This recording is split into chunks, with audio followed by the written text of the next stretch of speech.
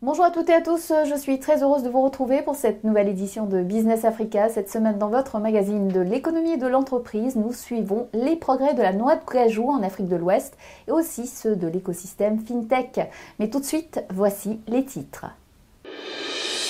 La Guinée prend le train de la culture des anacardiers en marche à une ruée vers un secteur en expansion qui mise sur des unités de production locales. C'est en 2017 j'ai eu l'initiative de faire la plantation d'anacarde. J'ai vu la potentialité de l'anacarde à long moment parce que ça peut nous donner beaucoup de richesses. Un savoir-faire ancestral tombé en désuétude et une relève dynamique. Comment une créatrice béninoise redonne vie au pagne indigo? L'indigo qui s'impose actuellement, ça s'est fait en un temps record, mais ça prend entièrement sa place. Résoudre le dilemme des paiements en Afrique, focus sur la mission de la plateforme Dual de Serge Boubda, une architecture qui séduit déjà des commerçants dans la capitale économique du Cameroun, Douala. C'est une nouvelle façon plus simple de sécuriser ces paiements, de les rendre plus rapides et bien sûr avec une expérience complètement simplifiée, nouvelle. La production de noix de cajou en Afrique de l'Ouest a augmenté de 5,4% l'an dernier avec un volume total de 2,6 millions de tonnes. Il faut dire que la culture des anacardiers est particulièrement prisée dans la région avec des pays producteurs stars comme la Côte d'Ivoire qui représente 44% de la production ouest-africaine, mais aussi le Nigeria et la Guinée-Bissau. De quoi faire envie à leurs voisins. En Guinée-Conakry, c'est la ruée vers cette filière lucrative qui fait déjà vivre 50 000 personnes et s'achemine vers la transformation locale. Reportage de Sayon Kourouma. Des mines à l'agriculture, une reconversion inimaginable pour ce diplômé de l'Institut des mines de Guinée. Malgré ses études en géomine il y a 30 ans, Mohamed n'a en effet jamais travaillé dans l'industrie minière par la suite. Et bien que la Guinée possède la plus grande réserve de bauxite dans le monde, il a préféré s'orienter vers la culture du riz avant de découvrir un secteur considéré comme futur centre d'intérêt pour l'économie nationale, la culture des cajous. Au fait, l'ingénieur des mines est appelé destructeur. Or, le planteur, c'est un réhabilitateur des terrains. Après l'exploitation minière, on a besoin de régénérer les terres.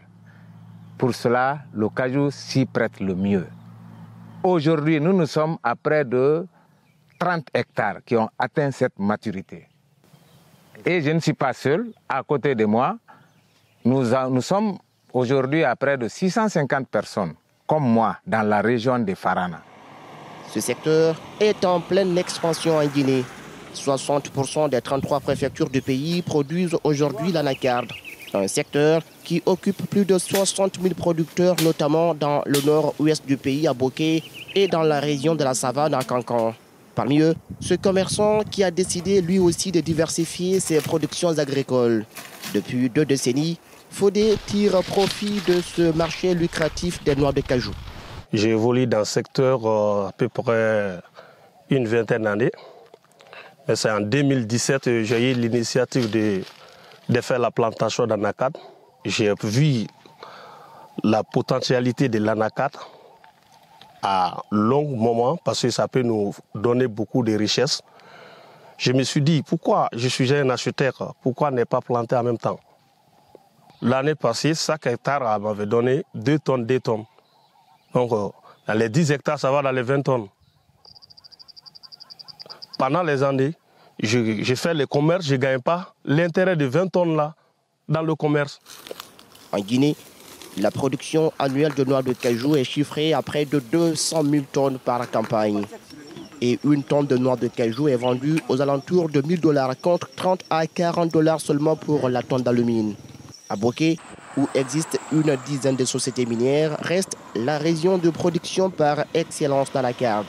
Pour créer de la valeur ajoutée et éviter l'exportation à l'état brut de cajou, la Guinée s'est inscrite dans l'industrialisation. Ici, La FAO appuie le pays pour la construction de cette unité de traitement. Et nous avons des problèmes d'écoulement des produits. Par exemple, quand vous prenez cette année, on a eu il y a beaucoup de difficultés pour le transfert, pour la commercialisation, disons. Maintenant, si nous avons cette unité, ça va nous permettre de décortiquer, vendre le produit fini, soit à niveau local et même à l'exportation. Donc nous devons produire 800 kg par jour ici dans cette unité. La construction de cette unité de traitement intervient 4 ans après l'opérationnalisation de la première usine de transformation industrielle de noix de cajou à Kankan, la deuxième ville du pays. L'unité est dotée d'une capacité de traitement de 10 000 tonnes de matières premières par an. Des produits qui sont destinés au marché mondial. Et nos produits sont vraiment appréciés. Au Vietnam, en Inde, en Chine, aux États-Unis, un peu partout dans le monde. Vous voyez, ce sont les produits finis qui sont là. Et ce qui fait la fierté de la Guinée. La fierté de la Guinée à l'échelle nationale et internationale. Vous voyez cette qualité WW210. C'est l'un des gars le plus cher. D'ailleurs, le gars le plus cher à l'échelle internationale. Dont la Guinée en a. Ça, c'est les amandes entières de couleur blanche. Ça, c'est la toute première qualité. Voilà, recherchée par les clients. Ces noix de cajou sont source d'importantes recettes pour la Guinée. Lors des 3 dernières années, les exportations du pays sont estimées à 200 000 tonnes. Un chiffre qui pourrait s'accroître grâce à la politique mise en place par l'État guinéen. Mais les autorités de Conakry veulent mettre surtout l'accent sur la transformation sur place. Parce que l'enjeu finalement, c'est pas en exportant le produit que nous allons gagner beaucoup plus. C'est en faisant de la transformation sur place.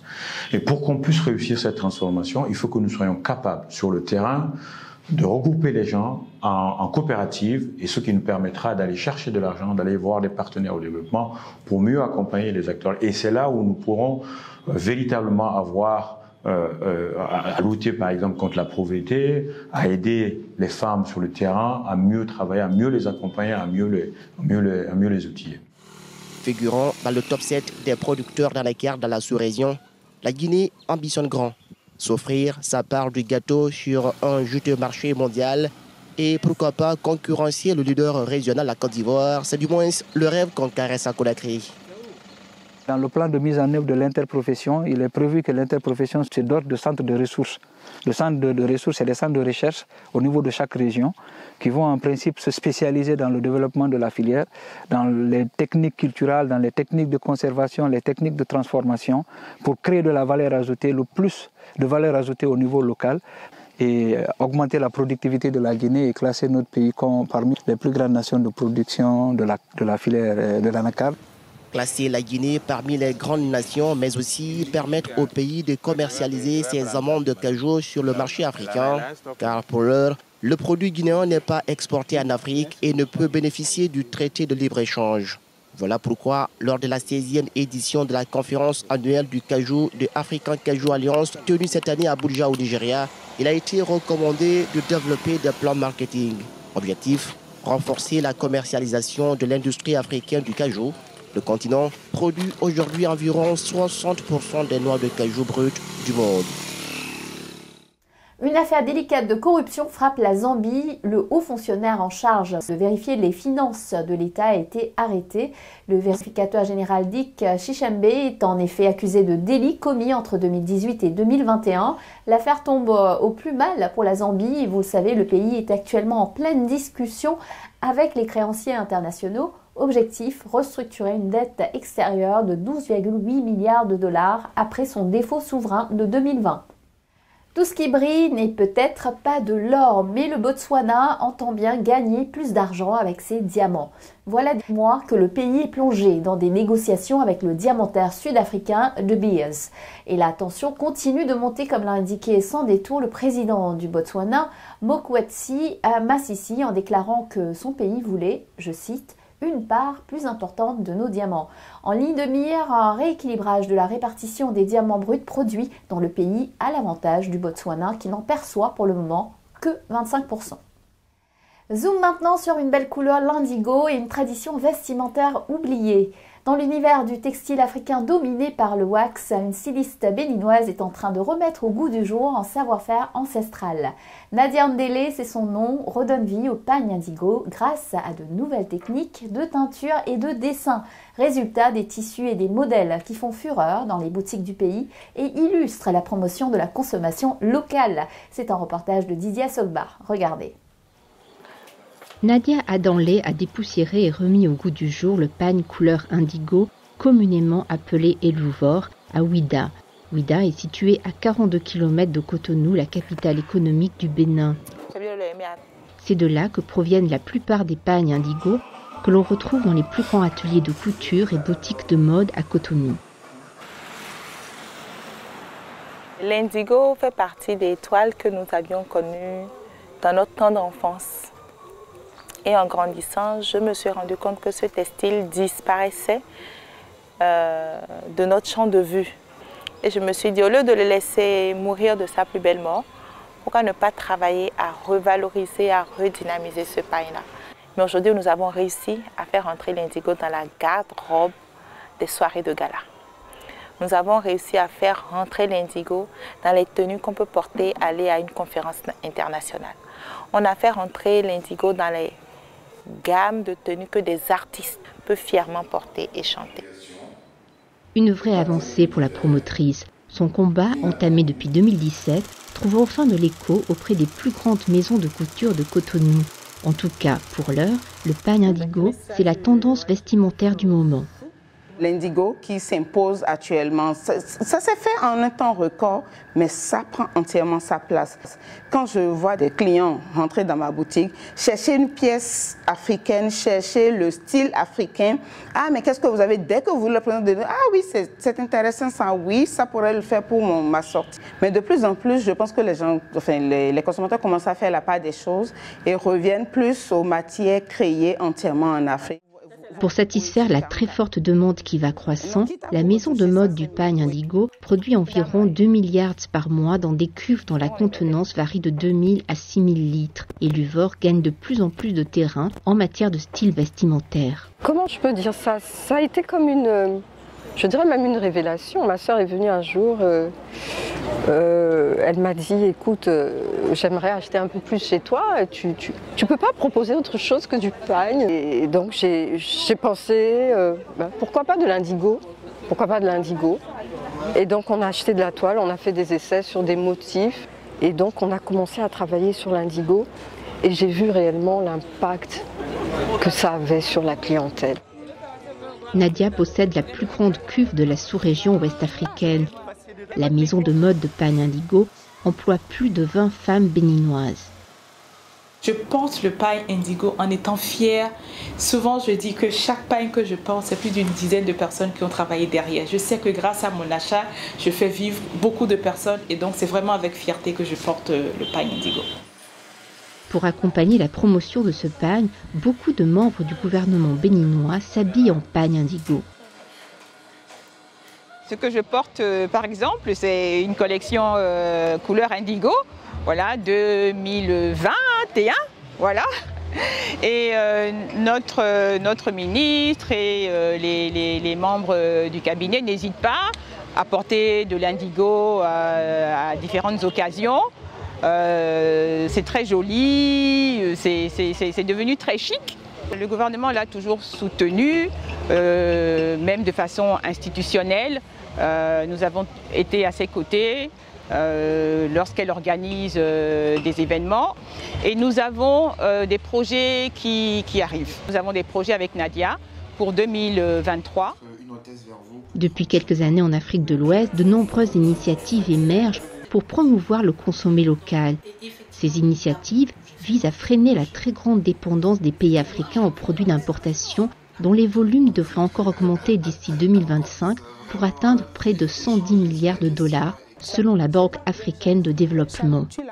L'une des solutions proposées par les experts serait d'exonérer pour un certain temps les fabricants de produits textiles de droits de douane et de TVA sur les importations d'équipements de production et d'accessoires que l'on ne trouve pas dans les pays africains.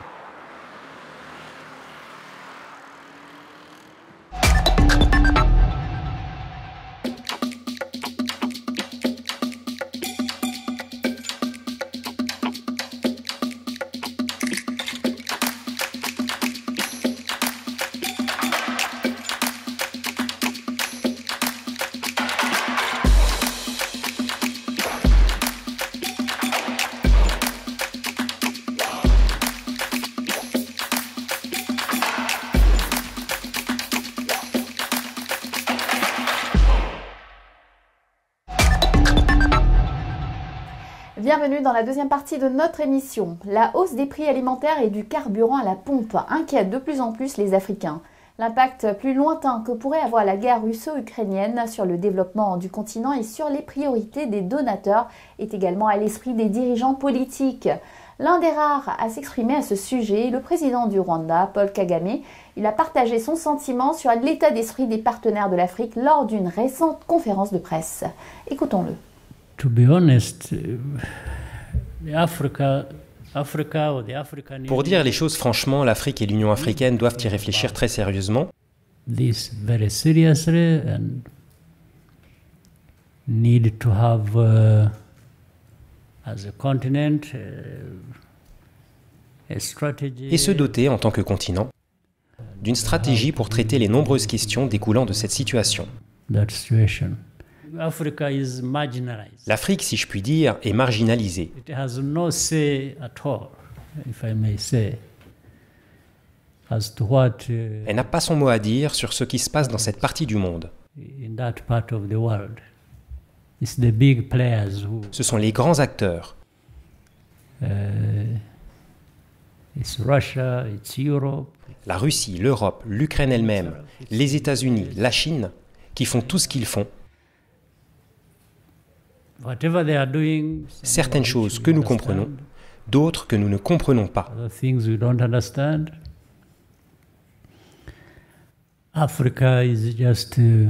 L'Afrique est juste là.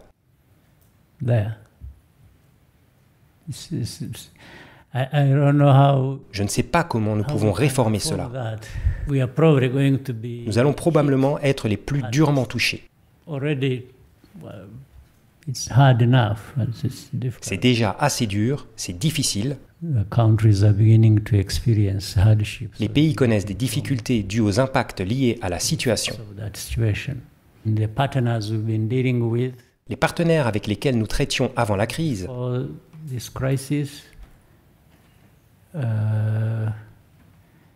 nos échanges avaient déjà, d'une certaine manière, leurs propres lacunes auxquelles nous devions remédier.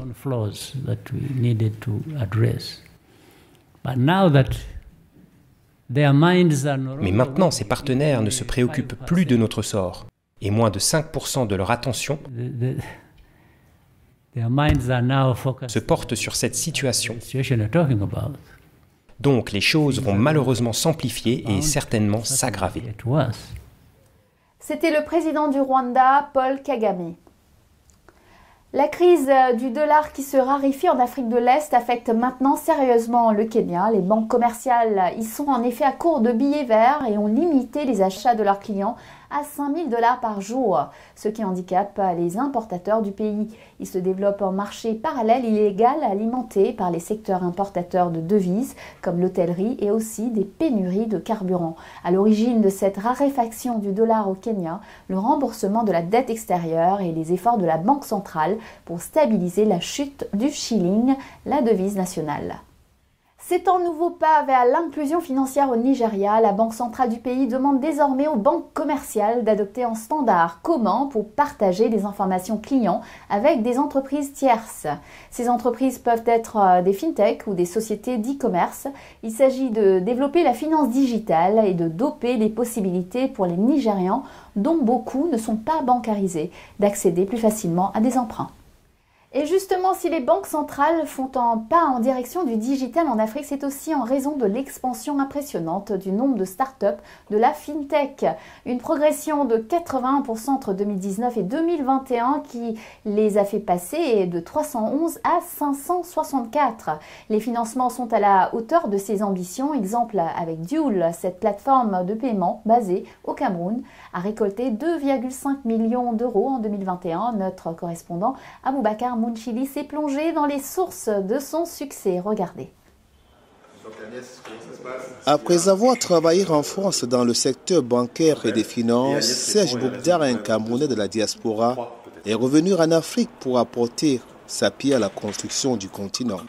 Face aux difficultés que rencontrent les commerçants au moment des comptes à la fin de la journée à cause des multiples paiements émis via une variété de services d'argent mobile et de liquidités tels que des espèces ou même des chèques, il propose avec son associé une solution pour décomplexer les procédures dans ces transactions avec les clients. Donc, en fait, on a des entreprises qui font de façon générale dans l'agrégation de paiement. Donc, ça veut dire qu'avec une machine ou un téléphone, vous pouvez percevoir des paiements de MTN, Orange, etc. au sein d'un même téléphone ou d'une même plateforme. Donc, nous, on a voulu pousser ça plus loin.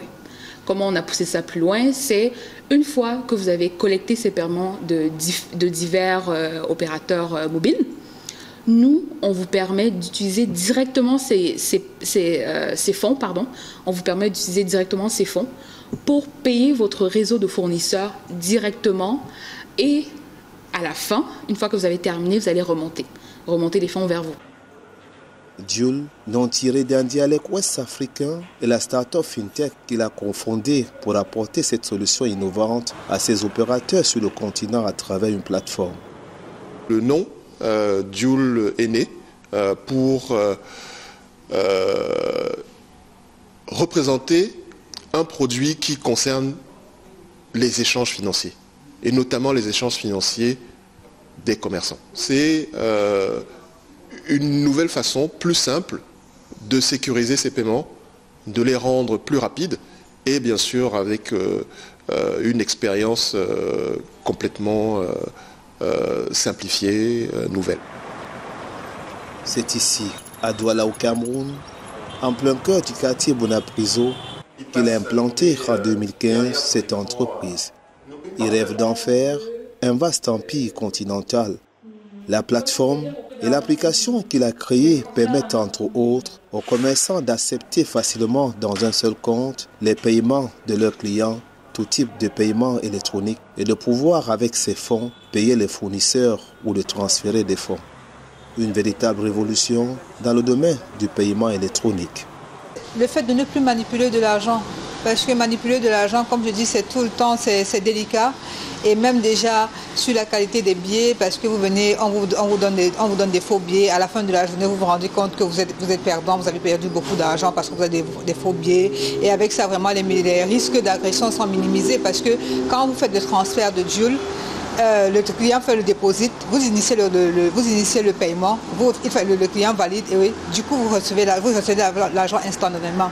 Et ce qui est encore mieux, c'est que vous pouvez faire le transfert de votre téléphone vers votre compte bancaire. Donc du coup, vous n'avez pas forcément besoin de garder cet argent dans votre téléphone. Donc du coup, ça facilite tous les paiements. Au fil des années, le nombre d'entreprises et clients de ces startups croît. Plus de 2500 commerçants ont effectué des transactions d'une valeur de plus de 120 millions de dollars au cours des 6 dernières années sur sa plateforme.